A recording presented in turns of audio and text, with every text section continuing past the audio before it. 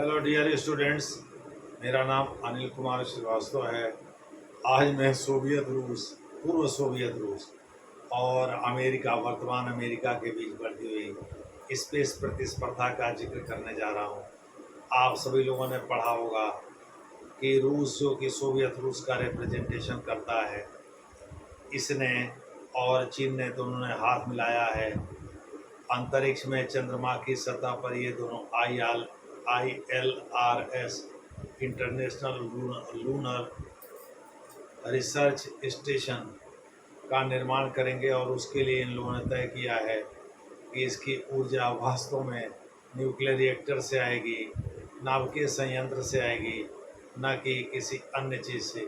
दूसरे शब्दों में चंद्रमा पर जो मिशन रिसर्च एक्सप्लोरेशन का ये काम करेंगे, रिसर्च और एक्सप्लोरेशन का, यानी खोजबीन जो भी करेंगे या तकनीकी जो भी काम करेंगे, उन सब के लिए जो ऊर्जा होगी वो न्यूक्लियर रिएक्टर से मिलेगी।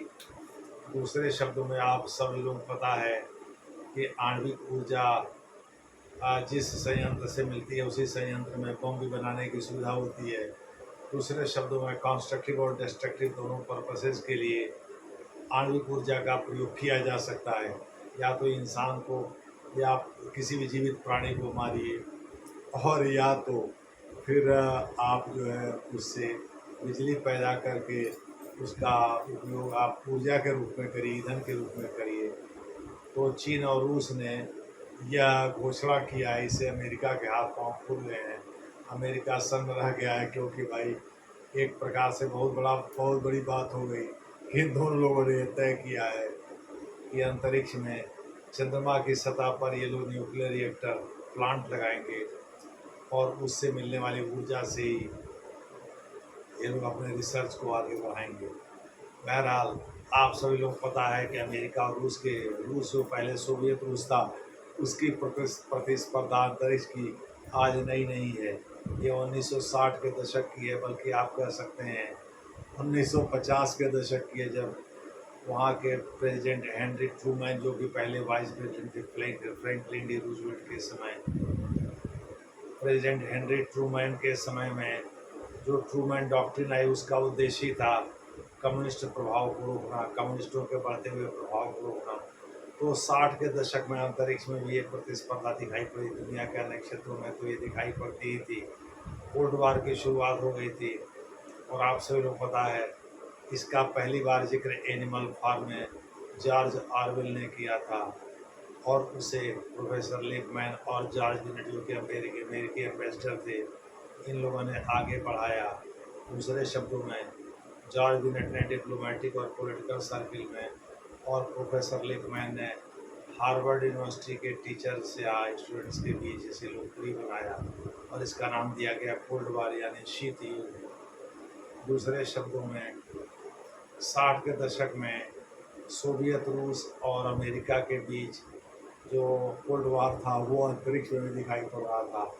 एक आदमी कोई अंतरिक्ष मिशन छोड़ता था तो दूसरा उससे बेहतर करने की कोशिश करता था। इस मामले में लास्ट में अमेरिका आगे निकल गया, उसने अपोलो मिशन शुरू किया। कुल 11 मिशन भेजे, जिनमें से एक मिशन अपोलो ये संबोधन 9 या 11वें में नील आर्मस्ट्रॉन्ग, कॉल्विन और एल्ड्रिन नामक लोगों ने चंद्रमा की सतह पर बारी बारी से अपना कदम रखा। सबसे पहले तो नील आर्मस्ट्रॉन्ग ने रखा, जिनका देहांत कुछ समय पहले हो गया। उन्होंने कहा था ये small step for man and giant step for Mankind. दूसरे शब्दों में इंसान के लिए भले ही ये छोटा कदम हो, लेकिन मनुष्य जाति के लिए यह एक बड़ा कदम होगा। दूसरे शब्दों में आने वाले समय में यह संसार जो है चंद्रमा के उस सतह को भी देखेगा जिस सतह को जनरली हम लोग देख नहीं पाते, और यही नहीं, चंद्रमा पर बड़े बड़े कारनामे करेगा। तो मुझे लग रहा है सोवियत रूस और चीन का जो ILRS प्रोजेक्ट है, ये वास्तव में यानी international lunar research station project जो है वो इसी से संबंधित है। उसको देख करके अमेरिका और अमेरिका के स्पेस एडमिनिस्ट्रेशन संबंधित NASA, national aeronautical space administration, इसका पूरा फुल फॉर्म का नाम है, 50 के दशक में इसका गठन किया गया था अमेरिका में, 1950 के दशक में।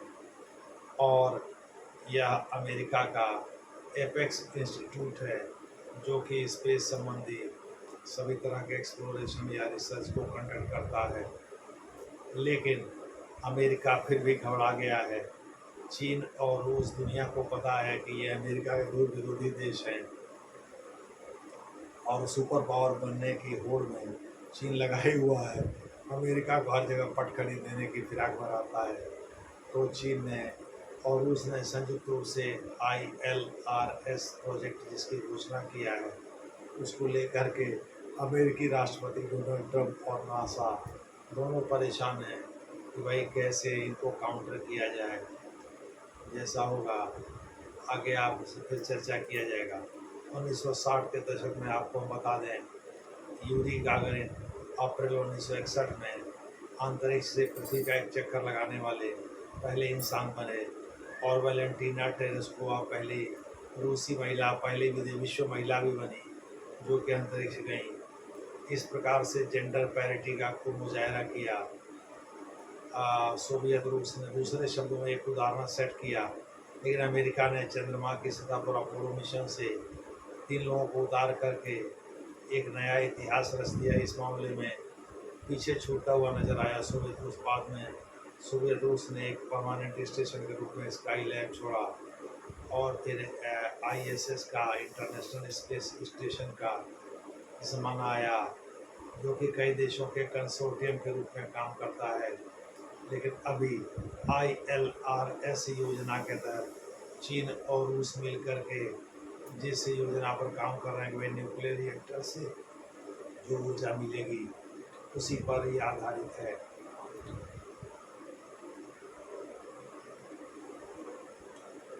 वास्तव में ये इसी से संबंधित है, यानी न्यूक्लियर रिएक्टर से जो ऊर्जा मिलेगी उसी ऊर्जा से इस स्टेशन का संचालन होगा। आप सभी लोगों को पता है कि यह स्टेशन अंतरिक्ष में एक्सप्लोरेशन और टेक्निकल इनोवेशन के लिए विख्यात रहेगा। दूसरे शब्दों में जो ऊर्जा मिलेगी उसी ऊर्जा का प्रयोग करके स्पेस एक्सप्लोरेशन यानी अंतरिक्ष की खोज की जाएगी और तकनीकी उन्नयन के क्षेत्र में भी ये दोनों देश मिलकर के काम करेंगे। इससे अमेरिका अच्छा खासा परेशान है।